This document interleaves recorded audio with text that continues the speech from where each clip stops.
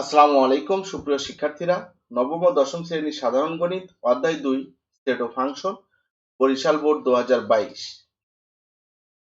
এই প্রশ্নে দেওয়া আছে একটি function f of y equal 1 plus y square plus y to the power 4 plus y square এবং s একটি ক্রমজোড় সেট দেওয়া আছে xy such that x belongs to a xy ক্রমজোড় হবে যার x গুলো থাকবে এর মধ্যে, y belongs to b এবং y ও থাকবে, y belongs to a এবং y গুলোও থাকবে এর মধ্যে। এবং শর্ত হলো y ইকুয়াল হবে 2 মাইনাস x, অর্থাৎ 2 থেকে x বাদ দিলে y হবে এই শর্তের উপর। এই সেটকে তালিকা পদ্ধতিতে দেওয়া আছে। এই সেটের এলিমেন্ট গুলো হলো 0 1 2 3। ক নম্বর, এটি একটি ক্রমজোড় এবং এটি একটি ক্রমজোড় পরস্পর সমান আছে। তো প্রথম ক্রমজোড়ের x প্লাস y এবং 6 দুটি উপাদান এবং দ্বিতীয় ক্রমজোড়ের প্রথম উপাদান 0 এবং দ্বিতীয় উপাদান হচ্ছে x মাইনাস y। তো দেওয়া আছে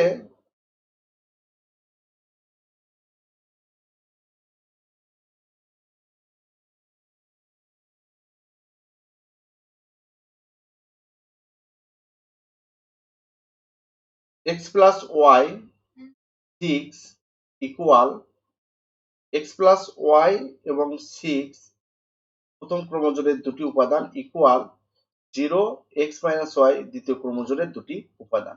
তো ক্রমজোড়ের শর্ত অনুসারে আমরা জানি এই প্রথম ক্রমজোড়ের প্রথম উপাদান দ্বিতীয় ক্রমজোড়ের প্রথম উপাদানের সমান এবং দ্বিতীয় ক্রমজোড়ের দ্বিতীয় উপাদান প্রথম ক্রমজোড়ের দ্বিতীয় উপাদানের সমান। এটা হচ্ছে ক্রমজোড়ের নিয়ম অনুসারে আমরা লিখতে পারি x প্লাস y ইকুয়াল 0, তাহলে x ইকুয়াল হবে মাইনাস y, আবার 6 ইকুয়াল x মাইনাস y, তাহলে x minus y equal 6।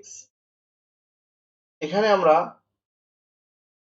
x এর পরিবর্তে মাইনাস y বসিয়ে দিলে পাই, x এর পরিবর্তে মাইনাস y বসিয়ে দিয়েছি যেহেতু x ইকুয়াল মাইনাস y, তাহলে minus 2y equal 6, minus y minus 2y হবে, মাইনাস 2y ইকুয়াল 6, তাহলে y ইকুয়াল 6 বাই মাইনাস 2, এখানে গুণ আকারে আছে, এপাশে আসলে ভাগ হয়, তাহলে ভাগ করলে কত হবে মাইনাস 3, এটা y এর মান পেয়ে গেলাম মাইনাস 3। y এর মান আমরা 1 নং সমীকরণে বসিয়ে দিব। 1 নং হতে পাই, 1 নং সমীকরণে বসিয়ে দিলে y এর মান কত আসছে মাইনাস 3, আর এখানে একটা মাইনাস আমাদের ছিল, তাহলে মাইনাস ইন্টু মাইনাস 3, তাহলে x এর মান হবে প্লাস 3। নির্ণীয় মান xy ক্রমজোড় 3 এবং মাইনাস 3। এরপরের প্রশ্ন আছে খ number, f of p inverse 2 f of p square এর সমান। তো আমাদের f of y দেওয়া আছে, এটি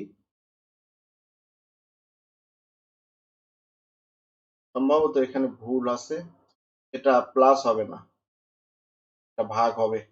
ওকে, এটা আমি ঠিক করে নিলাম যে এটা আছে হচ্ছে f of y function f of y equal 1 plus y square plus y to the power 4 ভাগ y স্কয়ার। তাহলে এই বাম পক্ষ এবং ডান পক্ষ প্রমাণ করতে হবে। তাহলে আমরা শুরু করি। যেহেতু এখানে f of y দেওয়া আছে 1 plus y square plus y to the power 4 ভাগ y স্কয়ার, তো এর ভাগ অর্থ এটাও এর নিচে এই পুরো অংশের সাথে ভাগ আকারে আছে, তাহলে এটাকে লিখতে পারি 1 plus y square plus y to the power 4 by y square.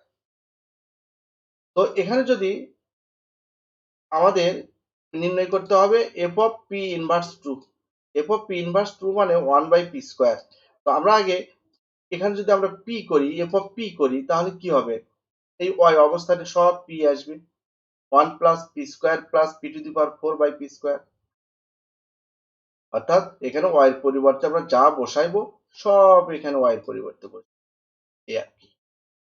তো যাই হোক, এখন তাহলে আমাদের বাম পক্ষ আছে হচ্ছে f of p ইনভার্স 2। তো এটাকে আমরা f of, আমরা জানি a to the a inverse n এর সূত্র হচ্ছে 1 by a to the power n, অর্থাৎ p ইনভার্স 2 এটা হচ্ছে 1 বাই p স্কয়ার।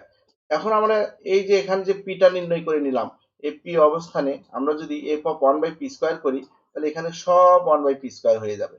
কিভাবে হবে দেখো, পাওয়ার আমাদের সব ঠিক থাকবে, এখানে ছিল স্কয়ার 1/p² হবে, 1/p² হোল স্কয়ার হবে, plus 1/p² two the power 4 হবে, আর হরে আমাদের ছিল স্কয়ার ছিল, তাহলে 1/p² হোল স্কয়ার হবে। তো এখানে সহজ কথা, আমরা 1 এর উপর স্কয়ার করলে 1 ই পাই, এবং p² এর উপর স্কয়ার করলে p টু দি পাওয়ার 4 পাই। এখানে p² এর উপর 4 হলে p টু দি পাওয়ার 8 হয়, আর এখানে p² এর উপর স্কয়ার হলে p টু দি পাওয়ার 4 হবে। 1 plus 1/p to the power 4 plus 1/p to the power 8 by 1/p to the power 4। এখন এখানে আমাদের আছে p টু দি পাওয়ার 8, এই যে, আর আছে p টু দি পাওয়ার 4। এর লসাগু কত হবে? আমরা জানি ভাগ করলে পাওয়ার বিয়োগ হয়। তো এখানে যদি আমরা p² দ্বারা ভাগ করি তাহলে এখানে কি পাবো? ভাগ করলে p টু দি পাওয়ার 6 পাবো, আবার এখানে পাবো p², আবারও কিন্তু p² দ্বারা ভাগ করা যায়। p² দ্বারা ভাগ করলে কি হবে? এখানে হবে p টু দি পাওয়ার 4, আর এখানে হবে 2 থেকে 2 মাইনাস করলে p টু দি পাওয়ার 0, আর p টু দি পাওয়ার 0 হলে সেটা হয় 1। এখন আমরা এগুলো যদি গুণ করি, p² গুণ করলে পাওয়ার যোগ হয়, p টু দি পাওয়ার 4 হবে, p টু দি পাওয়ার 4 এর সাথে আবার p টু দি পাওয়ার 4 যদি গুণ করি p টু দি পাওয়ার 8, তাহলে আমরা এখানে লসাগু পাবো p to the power 8। p to the power 8 লসাগু হলে এই লসাগু 1 এর সাথে গুণ হয়ে এখানে p টু দি পাওয়ার 8 ই হবে। আবার লসাগু p টু দি পাওয়ার 8 কে যদি p টু দি পাওয়ার 4 দ্বারা ভাগ করি তাহলে পাবো p টু দি পাওয়ার 4, এটা 1 এর সাথে গুণ করে আমরা এখানে লিখে দেব। আবার লসাগু p টু দি পাওয়ার 8, এটা হচ্ছে লসাগু p টু দি পাওয়ার 8, একে যদি এই p টু দি পাওয়ার 8 দ্বারা ভাগ করি 1 পাবো, 1 1 গুণ করলে 1 ই হয়। আশা করি এগুলো সবারই জানা, তারপরেও বলে দিলাম যদি কারো অজানা থাকে। তো এখানে আমাদের লবে একটি ভগ্নাংশ এবং হরে আর একটি ভগ্নাংশ, তাহলে হরের ভগ্নাংশকে আমরা উল্টিয়ে দিব, লবের ভগ্নাংশকে ঠিক রেখে হরের ভগ্নাংশটা উল্টিয়ে দিব, অর্থাৎ p টু দি পাওয়ার 4 উপরে লিখবো, ভাগ 1 লিখবো। এই p টু দি পাওয়ার 4 দ্বারা যদি p টু দি পাওয়ার 8 কে ভাগ করি, তো আমরা জানি ভাগ থাকলে পাওয়ার বিয়োগ হয়, তাহলে এখানকার p টু দি পাওয়ার 4 এসে এখানে বিয়োগ করবে, তাহলে এখানে থাকবে কি p to the power 8 plus p to the power 4 plus 1 by p to the power 4। তো এটাকে আমরা একটু গুছিয়ে লিখতে পারি, 1 plus p to the power 4 plus p to the power 8 by p to the power 4 ভাবেও লিখতে পারি। তো এটা হলো f অফ p ইনভার্স 2 এর মান পেয়ে গেলাম আমরা বাম পক্ষ। তো এখন আমরা ডান পক্ষ করব। ডান পক্ষ আমাদের কি ছিল? শুধু f অফ p² ছিল। ডান পক্ষ আমাদের ছিল শুধু f অফ p²। তো f অফ p² হলে আমরা কি করব? আমাদের যে ফাংশনটি আছে ওখানে শুধু আমরা p² বসাইব। তো আমরা ফাংশনটা কি পেয়েছিলাম এটা আরেকবার দেখে নিই। ফাংশনটা আমাদের ছিল হচ্ছে যে এটা 1 plus y² plus y to the power 4 by y², এটাকে আমরা p দ্বারা করে নিছি, 1 plus p² p to the power 4 by p²। তো এখানে যদি আমরা p² বসাই, এই p অবস্থানে সব আমাদের স্কয়ার বসবে, p অবস্থানে সব স্কয়ার বসবে। তাহলে আমরা কি করতে পারি, 1 plus p² whole square plus p² to the power 4, মানে p অবস্থানে সব স্কয়ার বসবে। তো এটা গুণ করলে কি হয় 4, এটা গুণ করলে কত হয় 8, মানে p² টু দি পাওয়ার 4 হলে p টু দি পাওয়ার 8 হবে, এটা গুণ করলে আমাদের কি হবে p টু দি পাওয়ার 4।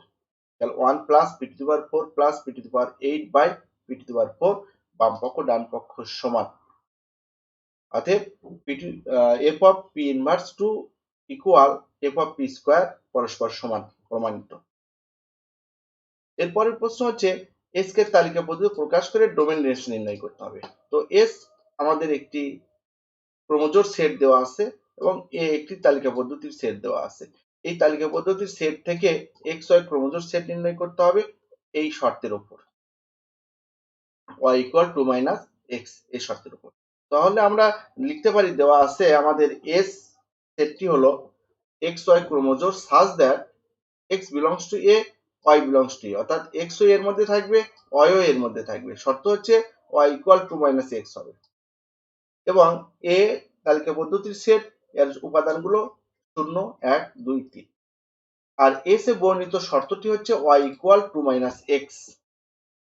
তাহলে এই s এ বর্ণিত শর্ত মতে আমরা প্রত্যেক x গুলো তো a থেকে নিতে হবে, এখানে বলেই দিচ্ছে x কোথায় থেকে নিতে হবে, a থেকে। তো প্রত্যেক x বিলংস টু a এর জন্য y ইকুয়াল 2 মাইনাস x নির্ণয় করে নিব আগে।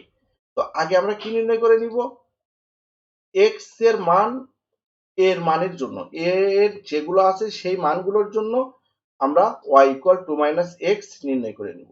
তো এটা নির্ণয় করার জন্য এক্স এর মান কি কি আছে, এক্স এর মান আছে 0, অর্থাৎ এর মান যা আছে এগুলো এক্স এর মান হবে 0, 1, 2 এবং 3।